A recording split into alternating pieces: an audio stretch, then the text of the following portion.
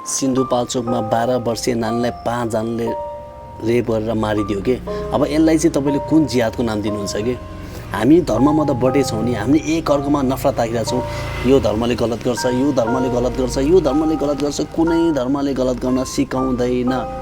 मान्छे गलत हुन्छ, धर्म कहिले गलत हुँदैन। र यस्तो कार्य गर्ने मान्छेहरूलाई हैन सजाय मत दिनुपर्छ कि अरूले पनि त्यस्तो थट राखिरहेछ, त्यस्तो विचार राखिरहेछ भने उसले अब सोच्छ कि ला मैले यो गल्ती गरेँ भने त मलाई त फाँसी लगाइदिन्छ भनेर हैन। त्यस्तो कानुन चाहिँ हुनुपर्छ कि यो नानुको लागि चाहिँ हामीले जस्टिसको लागि चाहिँ बोल्नुपर्छ सोसल प्लेटफर्ममा, न कि हामी लभ जिहाद फलान जिहाद यो धर्म गलत थियो, यो धर्म गलत थियो भनेर त्यसमा हामी लड्ने होइन कि।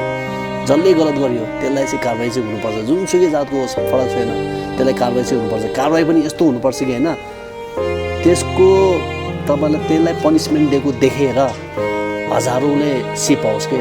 जसले गलत गर्न सोचिरहेको छ नि त्यो पनि तर्सोस् कि ओहो यस्तो गर्नु नहुने रहेछ भनेर। अनि हाम्रो दिदी बहिनीहरू सेफ हुन्छन् कि, न कि हाम्रो झगडामा सेफ हुन्छन्।